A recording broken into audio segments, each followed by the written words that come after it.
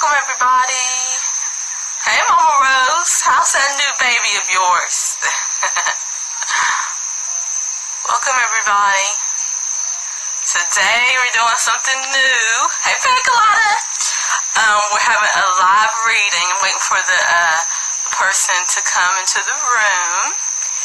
And we'll get started and also allow more of you to come into the room. But yeah, this is something that I've been wanting to do because a lot of you have inquired about doing a reading. And I wanted to show you guys exactly. Hey, Vibes! How you doing, beautiful? How's that baby in the oven? I need to call you, see how you doing. But a lot of you have inquired about readings, and so what I wanted to do is show you how I do a reading. And a lot of people are like, well, I don't really want to give a donation or pay. I don't really know how your readings are. So I wanted to give you an example of how I do my readings. I'm very extensive with my readings because I take the time and I study your chart, take notes, and I allow the spirit within to guide me to give you whatever feedback that you need. And usually I'll ask, what is it that you are specifically wanting to know or wanting encouragement, or wanting to let go of, and I can just go through the chart and see that. And some of you just want to understand your own chart. You just want to understand, how do you read the chart? You don't necessarily want me to tell you about yourself. You just want me to teach you how to do it yourself. And so today I wanted to give you an example of a reading, and I'm just waiting on her to come into the room. Are you in the room? Hold on, because I wasn't looking. I think her name is Israel. Israel, you're in the room?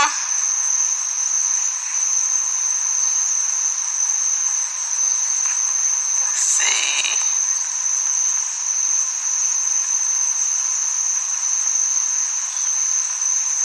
Just looking to see if she's... Hey, Tanya Davis. I'm doing great.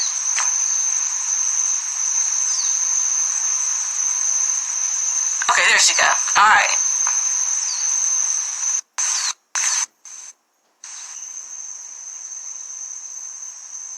So y'all just sit back and just watch what we do. Hey. You ready? I'm ready. Okay. So usually how my readings go, they're about an hour long. I give you an hour session, up to an hour. So you'll pretty much get this whole lot. There's not going to be other people that come in and not do their readings. Like, this is all about you. Did you say your first name was, what, Kim? You can call me Israel. That's good. Israel. Okay, Israel. Yeah, I didn't know if I was pronouncing it right. So Israel, I like that name. Okay, and so when you came to me, okay, first and foremost, don't worry about the comments. It's just you and me. Okay. When you came to me to make sure that we're both clear on the same mind, you said that you were wanting to know your debilitations. You know who you are. You've read your see the person that you are, but for some reason in your life, you're not being that person, and you want to know what is holding you back from fulfilling your purpose, of why you are here, correct? Yeah. So, for example, like for me, getting on, I don't make videos, and that's what I know that I'm supposed to be doing. I'm supposed to be going live, and I'm supposed to be doing all that, but I don't do it. Yes. Okay. Exactly. Correct. Okay. So I went through your chart, and the way that this reading is going to go, I just want to put that disclaimer out for everyone. This is a chart to show her debilitations. This isn't a chart because it's a lot. It's a lot of information, and I still couldn't get through all of the planets because we only have like an hour. So be open with the positive criticism, because that's what it's going to be. I'm going to show you parts of yourself that through your chart could be hindering you from doing exactly what you said that you wanted to do. So what I titled the theme of your reading is The Imperfect Perfectionist. Okay? All right, and so first and foremost, what I wanted to start off with, and I think that everyone should know this, and if you don't already know this, I'm going to tell you, is that you should know your life path number. And are you familiar with your life path number? Yes, I think I'm a life path 6. Yes, you are a life path 6. And the reason why I wanted to start off the reading with the life path number is because your life path number is a part of numerology, but I feel like numerology and astrology go hand in hand, but specifically for the life path number, you really want to understand and be aware of your life path, because your life path number is here to show you what you have to go through to fulfill your purpose. So your life path number is going to put you in certain situations, people, places, and things, so that you can become that life path number. So with the life path 6, these are, and I have like notes, so I'm going to be reading stuff. And whatever I'm giving you, you can take it, you can leave, whatever doesn't resonate with you. But like I said, I'm just writing down and allowing the spirit to like move through me of the certain things I could bring out. So it says, as a life path 6, you are the nurturer. Like, you are here to nurture everyone. People are drawn to you. You are here to learn responsibility. With your circle of people around you, do you find yourself being around a lot of irresponsible people, or feeling like you're the one that got to, do everything because everybody else around you don't know what to do because they're relying on you? Do you ever get that feeling sometimes? Yeah. Okay. I agree. Well, the reason for that is because you're here to learn responsibility. You're here to master responsibility. So that's the reason why you might have the feeling that, man, am I the only one that knows how to do anything right?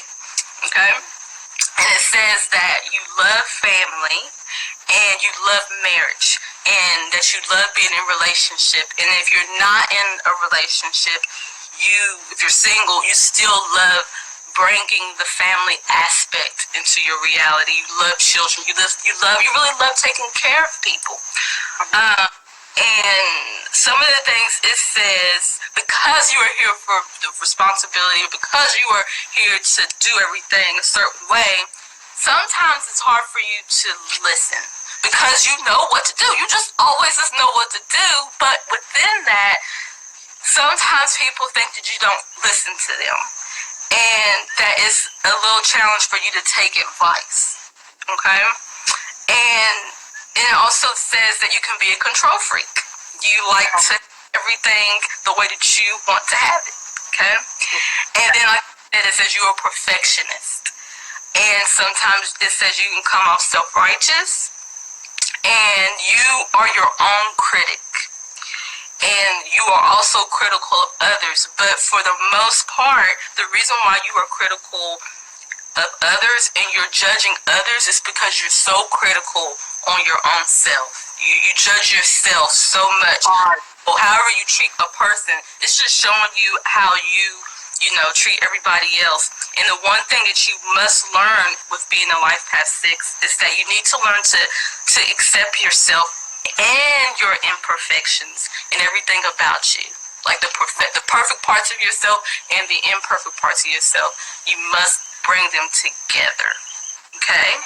And so that's the reason why I wanted to start the reading off with the life path 6, because as you see, wanting things to be a certain way, wanting to control everything, thinking everything needs to be perfect, thinking that you have to do everything, you see how that can hinder you sometimes in your choices?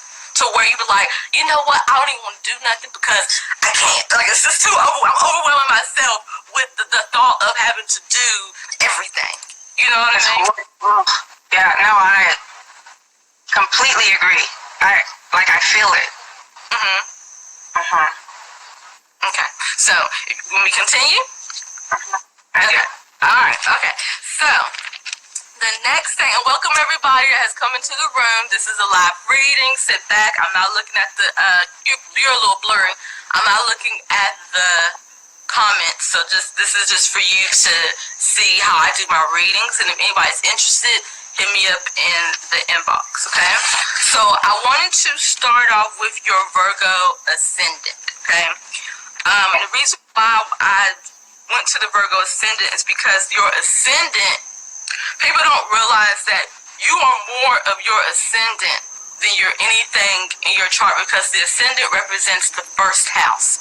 And the first house represents when you were born. The first house represents before you have stepped into consciousness. When you were a baby, you were pure subconscious. You just moved. You didn't know the difference between me or you. You just was. So with saying that, as a baby, you still have desires, you still have needs, and so you just do things in a certain way without thinking.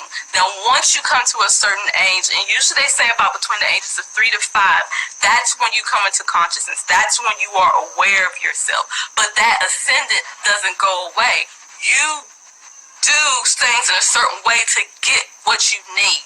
So your Virgo ascendant is like automatic. You don't even know that you're being your Virgo ascendant. So even though your sun sign is Leo, you are actually a Virgo the way you do things, because the first house represents Aries, and Aries is about action.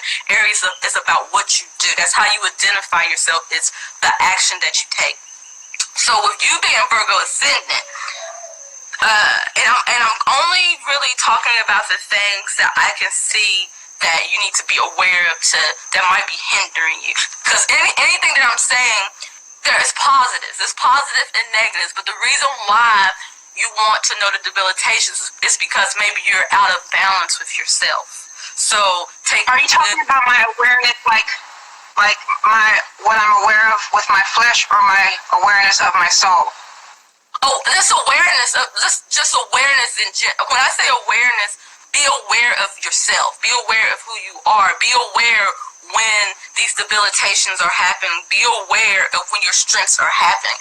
Be aware of it, because I don't look at your debilitations as a bad thing. I look at debilitations as just a part of yourself. But if you are not aware of yourself, if you are not aware of your reality, those debilitations can what's the word I want to use? Those debilitations can get you out of balance. So they're only debilitations when you are not in balance with yourself. Knowing yourself, then you'll know when you need to be that part of yourself.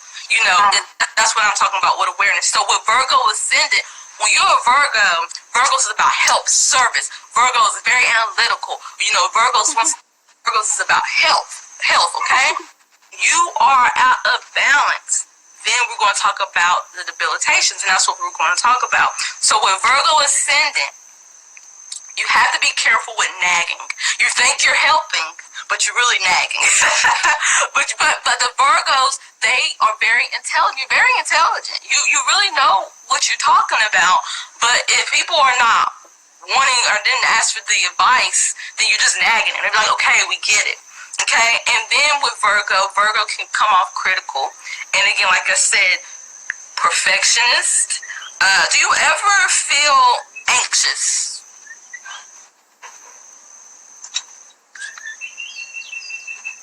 When I was younger, I did. Mm-hmm. Now that because I'm 47, 46 now. Oh, okay. So I feel more balanced. You feel with bad. that. Okay. Yeah. Do you ever find yourself, do you worry a lot? You know, about change, things like that, you know. Yeah. And is it hard for you to trust?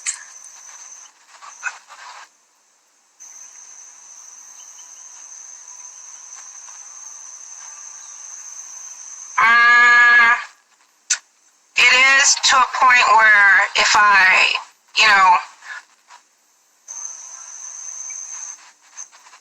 if I can say it like this, I have to intuitively look at people before I can really see who they are, so I can trust them. I don't trust them like what comes out of their mouth. I have to trust them that way. Okay. So you're not like completely open to it. Like, it doesn't matter, I'm open, I trust in the universe, whatever happens, it's gonna happen, everything's working in my full good. It's not like that. Not right away. Okay. And then just be careful with the Virgo ascendant. Don't be overly detail oriented. Because when you are especially with doing videos, right? Because you say you're supposed to be doing videos, you're a speaker, you're here to give a message. But with this Virgo ascendant, Virgo wants things to be perfect. I gotta make sure I say the right thing and do the right thing. I gotta make sure I don't step on no one's toes. I gotta make sure I know what I'm talking about. But if you've been, I don't know how long you've been following my journey, but sometimes you just gotta go out there and you just gotta do it. I'm a Virgo ascendant, so I completely understand. Every time you think you were back at home before you knew Nature Boy. Yeah, I was even doing. Yeah, I was doing video. Oh wow, you was watching her videos for a long time. Wow. Okay, man. You know, just cool and curly. Okay, man. All right. So you see the evolution of myself. So it has not been pretty at all. It hasn't. But I had to break through. That Virgo ascendant because I'm so used to doing things. So with you just have to just jump. You just have to just jump on that cliff and know that everything's going to be okay. Okay? Right. So now we're going to go to your moon. And I like to talk about the moon, especially with women, because the moon represents your emotions. And as a woman, we're very emotional. We are the creative side of the brain. You know, we are ruled by our emotions. Not saying that men aren't ruled by their emotions, but as a woman, we're, filled with estrogen. And you want to understand your emotions is because your emotions dictate your thoughts dictate your emotions. And when you hear thoughts and emotions, think frequency and vibration. Whatever emotion or thought you are putting out, that's the frequency and the vibration that you are sending and that you are on. So if you can't control your emotions, and if you're not aware of your emotions, and you are not aware of your reality, and you are not in control of your reality, and I know for you, control is important. You want to have control in your life. You really do. You don't want to be in an environment where you are living a life that you don't love and that you don't respect, And so with being a control freak, it's just that balance of being like, you know what? I don't want that. I have healthy boundaries versus it being like trying to control everything. You can't control the universe. You just have to allow. That's the difference. So if you have Moon in Scorpio, and Moon in Scorpio is a beautiful place as long as you are aware of it. You are very intuitive. You have X-ray vision. Your emotions allows you to tap into the spiritual realm like no other. Okay? You are very intense. You have very intense emotions. But if you are off kilter, if that's the word, or if you are off balance with yourself, those intense emotions can make you see things that necessarily aren't there. like, girl, you think about this too deep. It's not that deep. But for you, it is that deep. It's very deep. Okay? Yeah. So part of this is where you have the lack of trust. And the reason why you're going to have to start practicing trusting in the universe is because you need to know that everything is going to be okay and everything is going to work out for you. But the thing is that this is what it says, and you can tell me. Like I said, you could take what you want and throw away that doesn't work for you. I'm just reading the information that you gotta learn to trust. When you're doing something monumental, when you're doing something to help others, when you're doing something to help yourself, you gotta learn how to trust. And with Moon in Scorpio, it's very hard for you because when you love deeply, and you love like no other, okay? And sometimes people hurt you, and you just accept that. Sometimes people are gonna let you down, and you just have to accept it. It's not about people giving you their trust.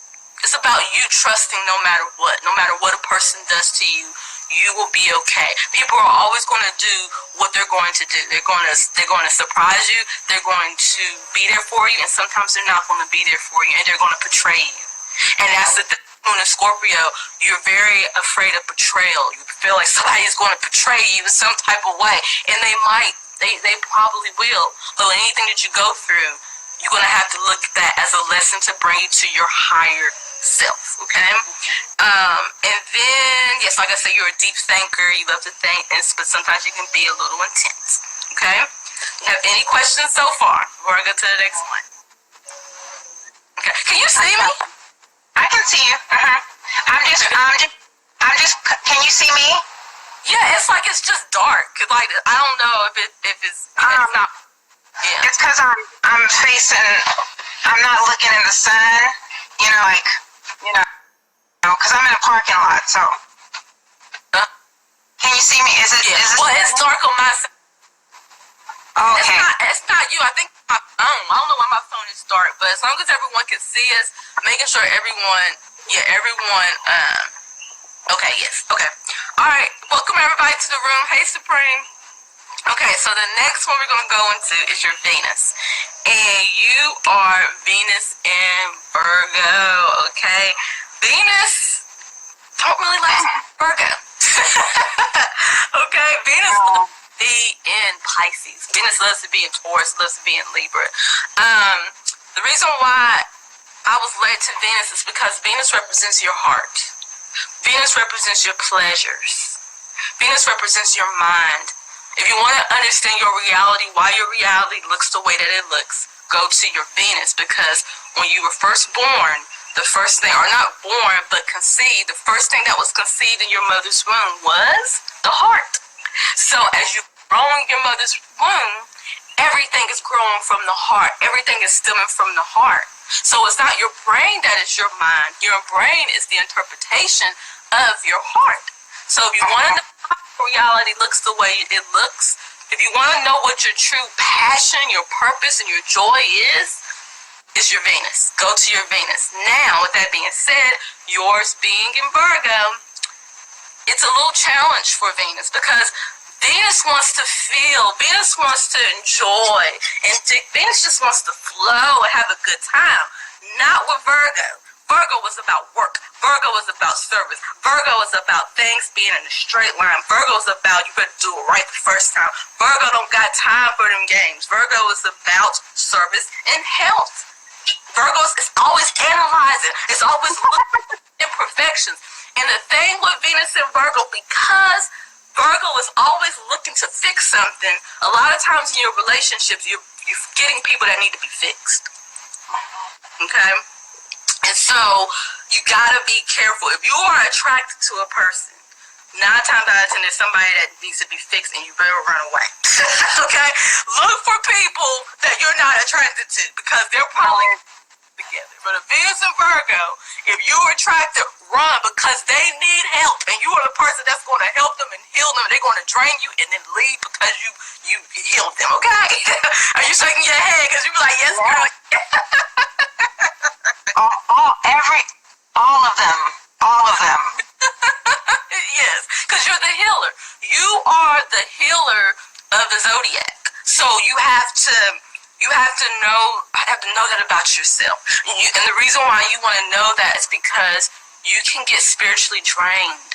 It can drain you. Even though you're here for service and help and to be the healer, one must do that for themselves first.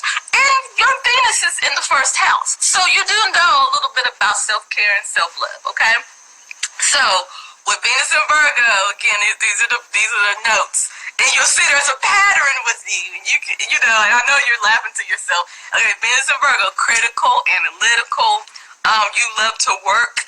Instead of allowing that intuition just to take its place, you know, instead of going with the flow, you think you gotta work hard, you think you gotta put your effort in, and a lot of times you just gotta just let things just be. Perfectionist, detail-oriented, you think you're helping, but you're nagging, you know, this is what the Venus and Virgo does, okay? But like I said, you are a healer, you love to help, so don't ever take that sense from yourself. You love to help. You are a healer, girl. People come to you to restore. But make sure that when you're helping others, that you restore and keep the balance within yourself. Because if you ain't no good for yourself, you ain't no good for nobody else. Okay? And then with your Venus in the first house, it's going to help you be reminded of that. Because the first house is about self. Okay? It's about action. It's about, you know, what you do. It's about your appearance. So Venus being in the first house, you're very attractive. I can't see your face because you got it cut off, but it makes you. Oh, look! See, look at the pretty eyes. Look, have like a doe, like a deer look. Like, you know that. like essence of you. You're very pretty. So Venus being in the first house makes you an attractive person, makes you a desirable person. And it says everything is centered around you. Everything about you is centered around you, which is not a bad thing, but you must understand that you want things to be centered around you so that you will be able to be of service for others. Everything that you do for yourself is to help other people in the long run. So don't forget, don't get so caught up in yourself. Don't get so caught up like in your ego. Remember, everything that you're doing for yourself is so that you can help another person. Okay? And Tell me again. huh? Say that again. What? Start from that whole sentence again, where you said start from ego, not to get centered. That your Venus in the first house is everything is centered around you. Okay, everything that you love is for yourself. But remember, as the healer, remembering your purpose, everything that you're doing for yourself is so that you can help others do it as well. And sometimes with Venus in the first house, you can be self-centered where you don't care about nobody but yourself. Okay. Oh, so I have to break through that. What did you say? So I have to break through. Even though I probably don't realize, though I'm always helping people, Yeah. it's probably back there that I don't realize maybe that, because I do I do a lot of self-care, like I have to, because I get so drained, Yes. from helping so many people. But I might have to, even though I don't expect anything back from them, I might have to remember that what I do is really not for me. Yeah. But for others, totally. Exactly. Yes. Thing. And even when you're giving, and you give from a sincere place, even if they don't receive it, be like you did your service. Don't force it. Just be like you did what you're supposed to do, and you keep it moving. Right. And walk away. Yeah, you walk away. Don't nag them. Don't try to control it. Okay, all right, but okay, all right. And keep it going, because you got souls to heal. You are a healer. You are the best way of helping others is how you help yourself. Because people are not listening to you, they're watching you. They'll be like, what's she doing? Because I don't care what you got. They're looking at how you living, how you feeling. That's what they want to know. So it's very important that you have self-care. It's very important that you love yourself. That mantra, I will always keep that mantra. I love myself. You got to make sure that's the theme of your life. And make sure you're doing that. Okay? And that's also in videos. So when you're not doing videos, when you're not creating a platform for yourself, you're showing the universe that you don't love yourself because they need you. That's why I get on camera, because I can't save everybody. Everybody don't want to listen to me. So let me get on camera and just put it out there, and those that resonate with me will come, and we will be joyous, and I will help those. And but if I go and knock on people's doors, they don't want to hear what I got to say. So that's why I do what I do to help. For me to put myself out there, you and I would not be here talking. So think about the souls that you're not helping by not putting yourself out there on your platform, okay? All right, and so then, question, are you unsure of yourself? Do you feel like you don't know if you can do it? So as far as what I do, like, out, say for example, I've had my YouTube channel since YouTube, the inception of YouTube. I've had it for a very long time. And on YouTube, I've never done what I'm supposed to be doing on YouTube. Okay. So for example, on my YouTube, I'll say, like, I don't read tarot. Okay. I'll say things like that, right? Because, I can, but I do it intuitively because I really don't need tarot cards to do what I'm here to do. I can just do it. Yeah, okay. Yes. But I think, maybe people will believe me better if I bust out a few cards, but I don't need them cards to do what I came down here to do. Exactly.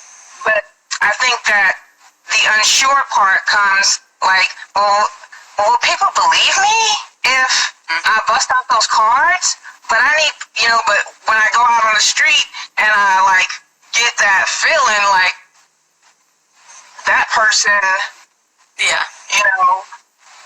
and I feel that connection between us, and maybe that's the Virgo part of me, I'm not sure, but I'll feel things for people, and after our interaction, I know why I'm here. But if I get out and I do that on YouTube, people might for sure think something's wrong with me.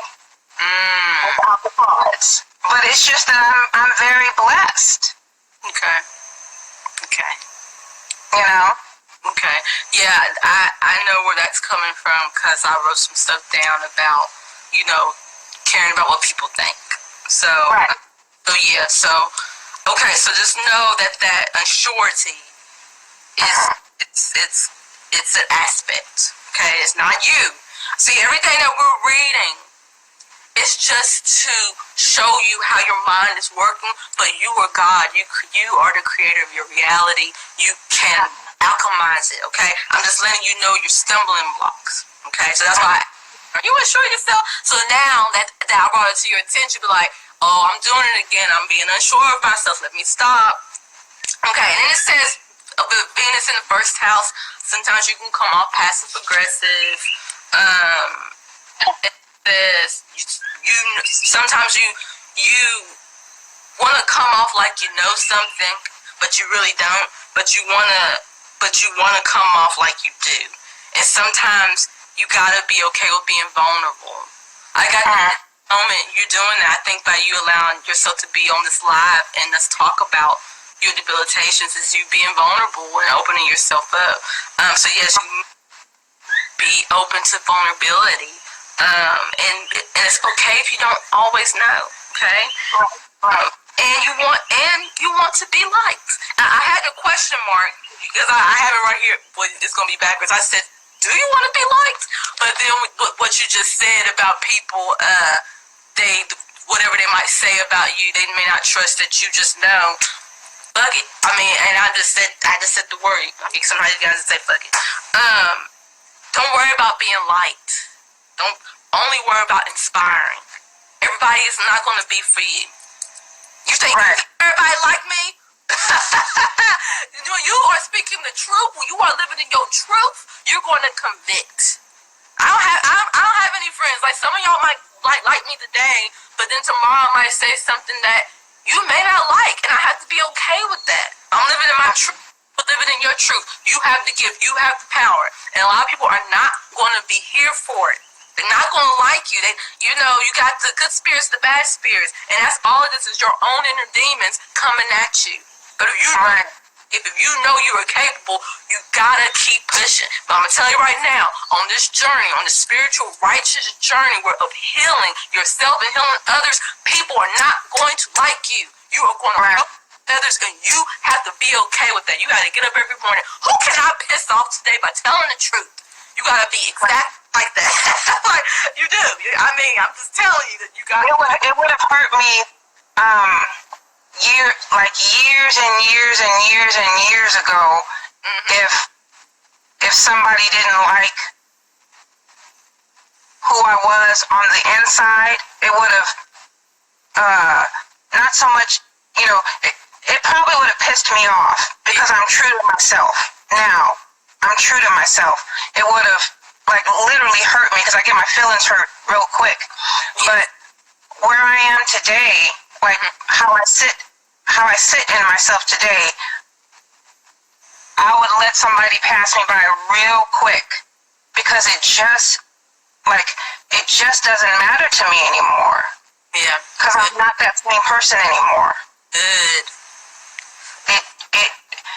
It can't matter to me anymore. Yes, it can't. You can't. Yes. Yeah. Absolutely. Good. The one thing I've noticed, and make sure to be honest. Regardless if it hurts you with feeling, make sure to be honest. If you don't know the answer, be honest. Sometimes that Venus in the first house will prevent you from just being honest sometimes. But what I'm finding in my readings is that a lot of what I'm pulling out, the person is evolving too. So I'm pretty much just letting you know you're on the right track. Pretty much like you're already on the way. And I'm just like, yeah, you're on the way. This is what you should be doing. You're like, well, I'm doing that. Like, well, good. Like, so I'll be on point with that. Okay, so just briefly, your sun is in Leo in the 11th house. And the sun wants to be in Leo. And there's a couple of things. Leo is capable. Leo can do anything. Leo's a fixed energy. And when Leo is in the sun, it shines. You are a leader. If no one can't do it, you can do it. And you're focused. You have the fire in you to take the action, and you have the focus within you to stay on the course. Now, with that being said, with Sun and Leo, or with Leo in general, because each energy has its pluses and its minuses. You just have to just be aware. Because Leo is so capable, and Leo is so proud, and Leo is so helpful and generous and warm, sometimes Leo can be insecure. It's just something about Leos is that they just want people to be proud of them. They just want people to see, look at me, look at how great I am. And you do it very subtly. But with the Leo energy, because you are so capable, that insecurity is just there, hindering you sometimes. So, and especially being in the 11th house, Leo in Aquarius, because 11th house is Aquarius, so that's the opposite energies. Aquarius is about the group, Leo is about self. So you got them two energies combined. So you just have to just be very mindful with your own insecurity that it doesn't matter if you have an audience. Do it, okay? But at the same time, make sure you're thinking of the group. Make sure you're thinking of everyone, because that's where you shine, when you are a part of the group, when you are focused on a group, when you're helping, and the group is the world. Like, you are here to help the world with being who you are. That's what the Sun and Leo in the 11th house is. Me being me is going to help the world, because you are a humanitarian. That 11th house Aquarius energy is humanitarian. So you are here to help the world by being you, specifically My you. mother is an Aquarius. My mom is an Aquarius, and my dad is a Leo. Mm-hmm. Yeah. Interesting. How long? My dad's birthday is actually on the same day as mine. What? Yes, both the same day. What? And What again? my dad is a Scorpio rising. No, Scorpio ascendant. Yeah, the same thing. Yeah, yeah. And my mom is just an Aquarius. Yeah. My mother is like honestly, my mother reminds me of my Aunt Laws. She's fiery like her. Mm-hmm. But I see who my aunt is on the inside. All that on the outside, I get it. She's just trying to protect the grounds. Like, don't mess with me, because I'm going to get you. So I get that. So I know, like, I realize why my mom gave birth to me and why I chose her. Because she has, I get it. Yeah. And you are her, showing her to herself, and vice versa. And, we're rebellious. Aquarians, they're fixed. They're very generous and helpful and loving, but they rebel. They want to be themselves. They want to be unique, and that is you. That's it, okay? But like I said, with your energy, you got to be careful with the insecurities, the need for attention, sometimes about you, and just Remember, you are confident. Remember that you are capable. That it's going to be liked, and that you don't know it all, and just be open. Okay? Okay, so next is, and this is where the sensitivity comes in, because you said that you used to be very sensitive. I think I'm coming into that part. Your Mercury is in Cancer in the 11th house. Welcome everybody that has come into the room. Okay. And as y'all are watching, take in to what relates to you. This isn't about judging someone. This is about looking in within yourself and how you relate, because we're all each other's reflection. We all are showing each other a part of ourselves in some type of way. Okay?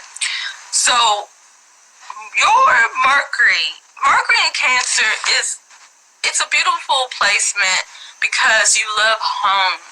You're inspired by home and what's familiar. You are a nurturer. You're very loving and kind, and you really like taking care of people. You really like helping people. Okay? And then it's in the 11th house. And so you have a way of looking at things. You have a very open mind, open fixed mind, if that means anything. You have a way of looking at things in ways that others can't see. With that being said, Mercury doesn't necessarily like to be in Cancer. Mercury don't do water, because water represents emotion. Mercury represents intellect. Mercury represents knowledge and objectivity. And Cancer is so subjective because its home is familiar, it's warm, fuzzy blankets.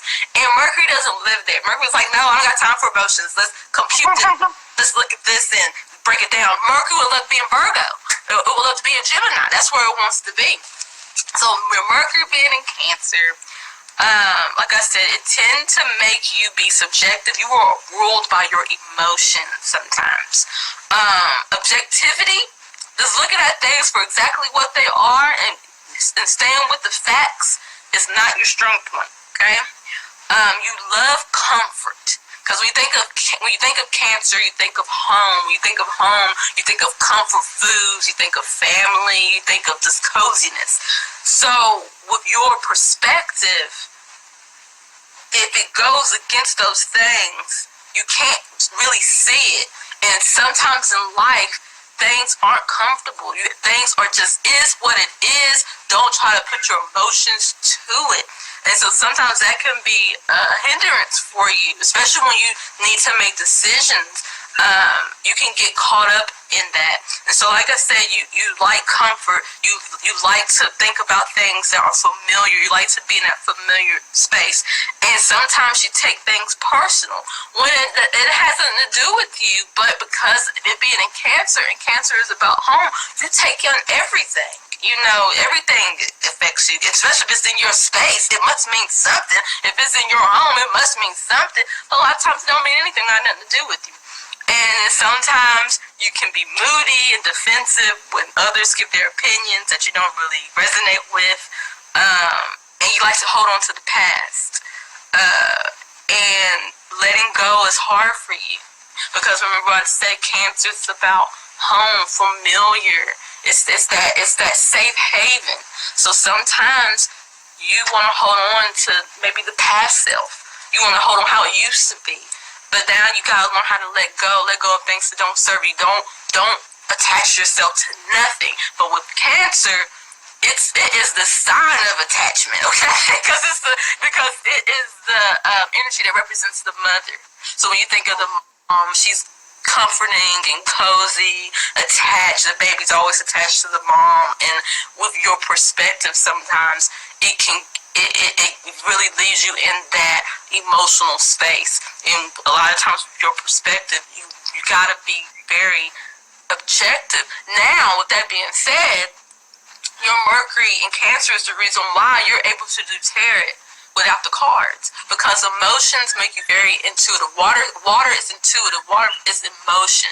Water consumes. Water is just the flow. So that's why you're able to do what you do just naturally, because of the water. So anybody got water and Mercury, just know that you are here you are the artist of the zodiac because your intellect comes from music. It comes from creativity, not necessarily books, not necessarily, science and all this and that. It comes from the intuitive side of our human nature. So that's why you are really tapped into the spiritual world. And you can also, if you're not into music, get into music, dancing, cooking, anything that heightens the senses, you are good at that. Okay? Okay. Any questions so far? No, but that's true because even when I do readings for people, how I read intuitively is I'll get, I get pictures, I get music, I'll hear, like I'll hear music, or I'll see pictures, or I'll see like words and images. That's how I'm able to, even though I love to dance and all that, things like that, but that's how I'm able to read, so I'll be able to, hear a song that is not even in my genre whatsoever. Won't even be in my, emotional vocabulary of myself, but will be connected to that person, and so I'll be able to hear that song that's connected to them personally, and so it could be like it could be even a Russian song, or something connected to that person, and that person will know exactly what I'm talking about. Wow. It's Serenity, when I tell you, such a beautiful thing. Yeah. That's why I know that of my specifics of why I'm here. Yeah. So yes, because with your Mercury and Cancer, your power is in how you feel. Yeah.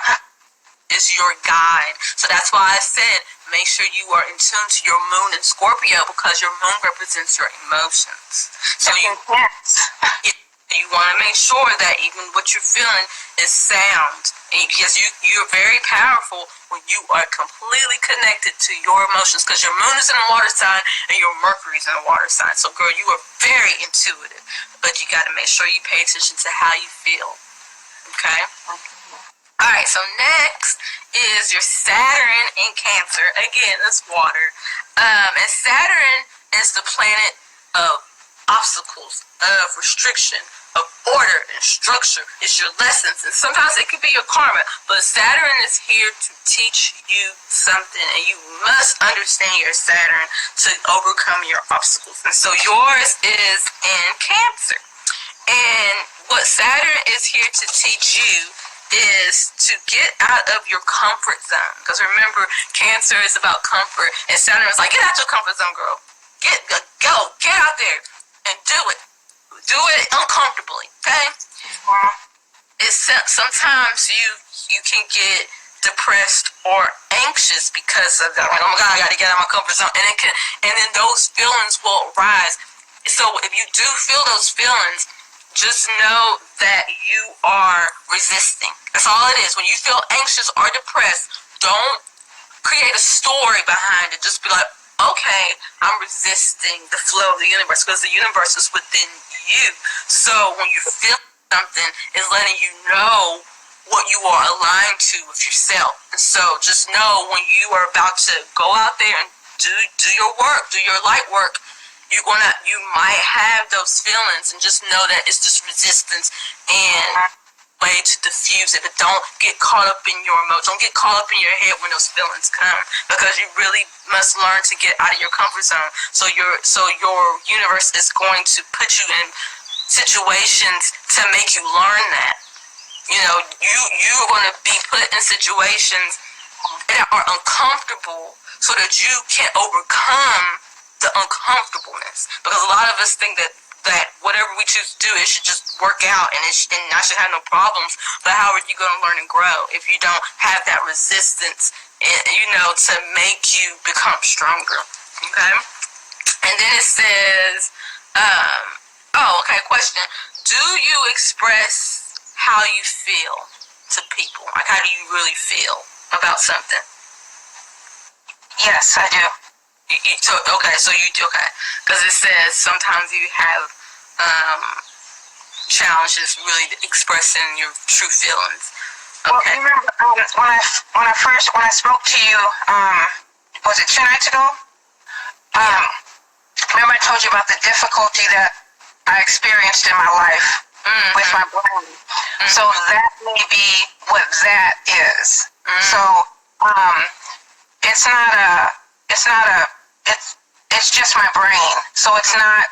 But I will tell you this: when I'm reading for someone, or when I'm working, there's no problems. But say, for example, if I'm talking of myself, like if I'm talking about things that are just like the weather.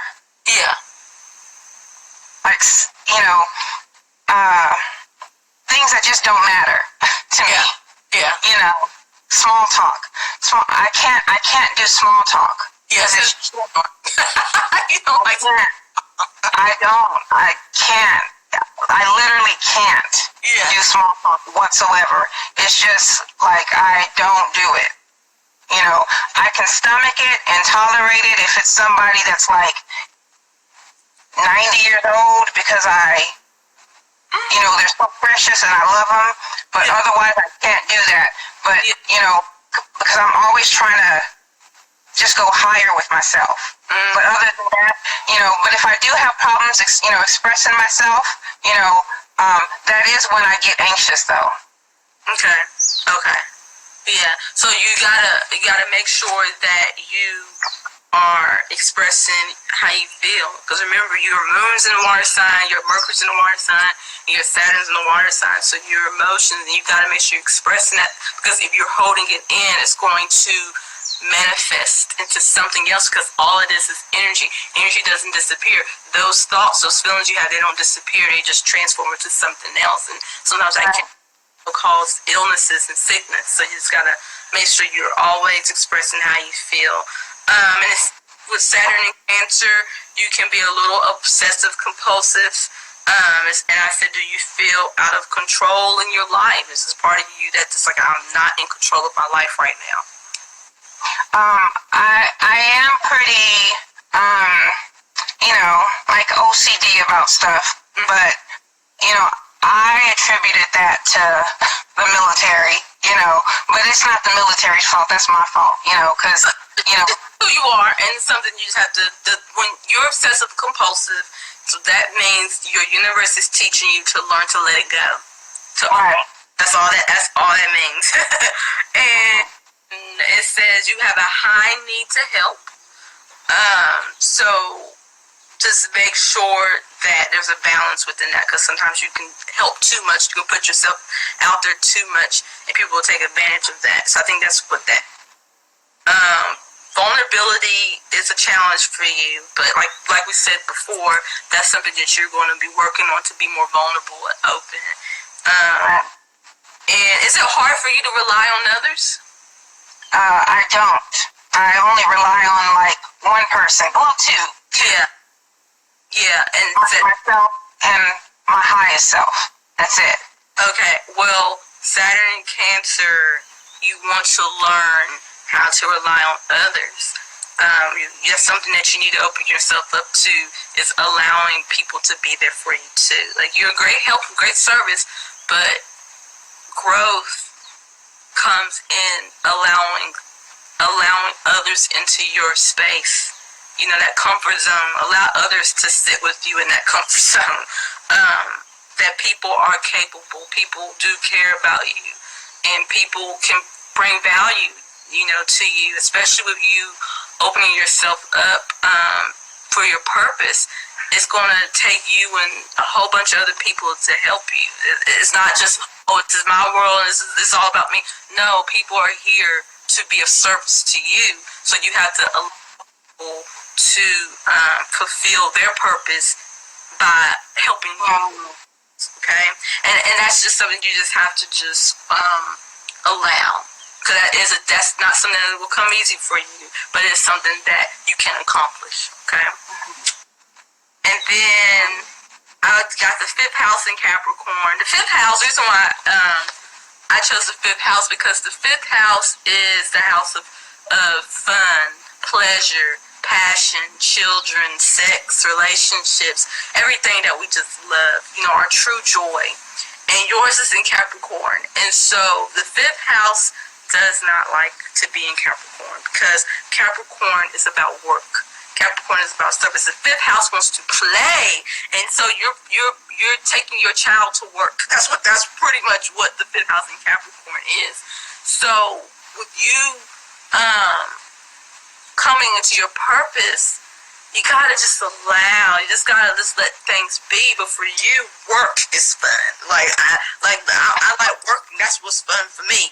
But sometimes you gotta learn how to play. And sometimes with fifth house in Capricorn, it stifles your creativity. It's really hard for you to really be creative. So, and I have fifth house in Capricorn too. So it's something that I'm constantly being aware of. And now that I have a child, he's really helping me tap into that part of myself. But you're gonna have to find ways of bringing that creativity out, because Capricorn is restricting it. Capricorn was like, we don't got time to be playing, we got work to do. Yeah. But like I said, work is fun for you. So find a way to make your work fun. Like, with your readings, find a way of creating a schedule and, doing it in different color markers. Like, just do, like, I'm going to do my readings on this day and create a schedule and doing, and glitter, or just try to find that inner child in you, because that inner child is stifled by that Capricorn energy. And that's really what the fifth house is here to show us, is that inner child, because our inner child is the original part of ourselves. But because of society and our families, they told us who we truly are is wrong, or they showed us that who we truly are, they're not pleased with. For example, they'd be like, if you be a good girl, then, I'll give you this. And so you're thinking being you is not good. And so then you try to be something to fit in to a box that was not created for you to be in that. So now what you have to learn with your fifth house in Capricorn is teaching you to get back to that true core of yourself. You gotta understand your fifth house in Capricorn, because that's truly who you are. You are a person that loves to work. Your fun is work, but you gotta remember that Capricorn is stifling that creativity. And anytime you're doing anything new and different, you gotta be creative. And so that's just one of your karmas. That fifth house in Capricorn is a karma, I believe, but it's something that you can overcome. And I have your 10th house in Gemini. Your 10th house represents your career. It represents your purpose. It represents what you are here to do. And with your 10th house being in Gemini, you are a jack of all trades. There's not anything that you can't do. You can do, if you put your mind to it, you can do anything. Because Gemini is the sign of communication. It's the sign of connecting with family and friends. It's the sign of just the different faces. Because what I'm thinking of with Gemini is the sign of the twins. There's two different sides. So I am a twin, but my twin didn't make it. Yes. What? Yes. Then you said it didn't make it? Yeah. So probably like 6 months into, because you remember in the 70s when if your mother was had the R blood type. Yeah. So they would give you an injection, and I don't have my mother's blood type, obviously, but I would have had they not given me that injection. What? Given both of us. So yeah, that's what happened. Wow, dang. He didn't do anything about it? Well, see, there was nothing that they could do back then in the 70s. And so, but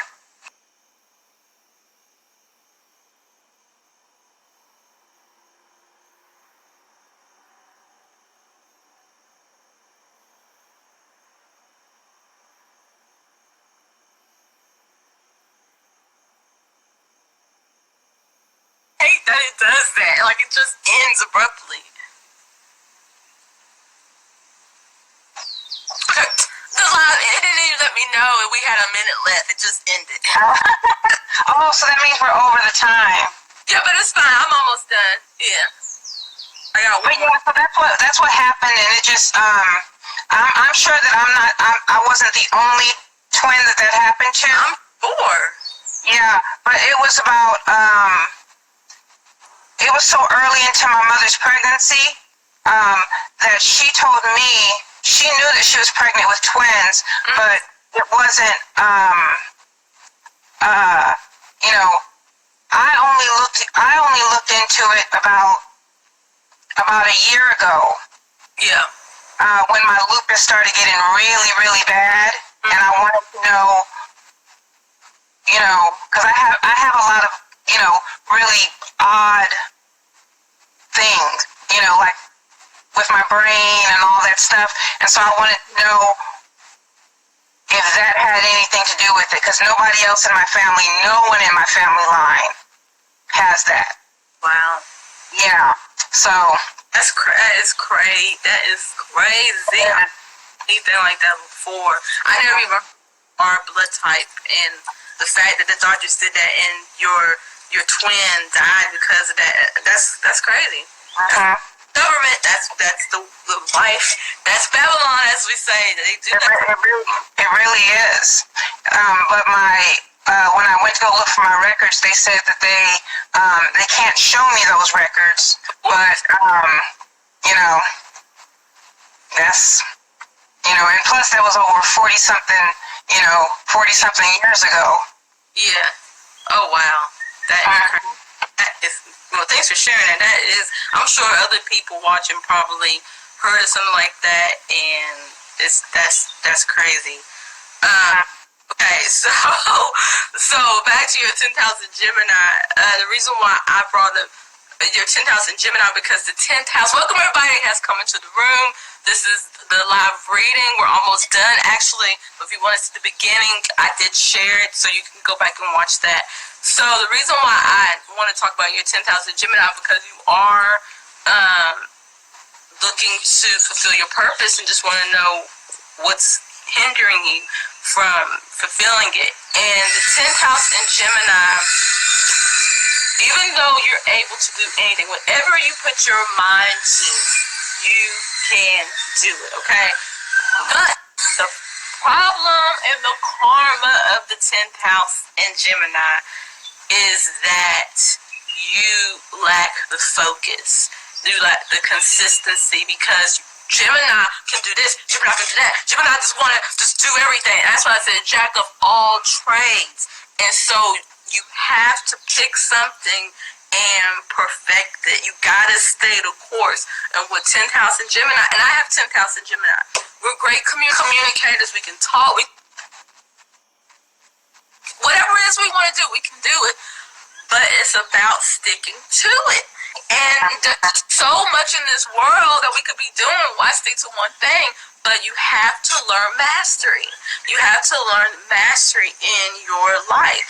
And so just be mindful when you lack the focus. It's that 10th house in Gemini pulling you away to do something else.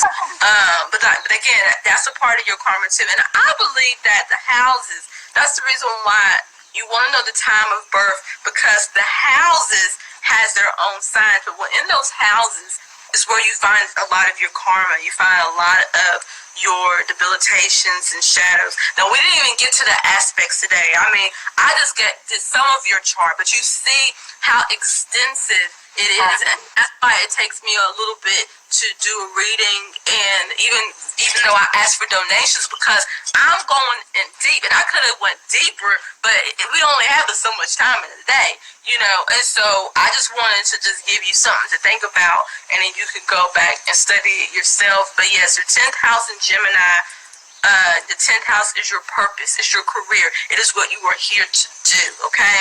And if you want to know what your purpose is, go to your 10th house. And Israel, hers is in Gemini. So just get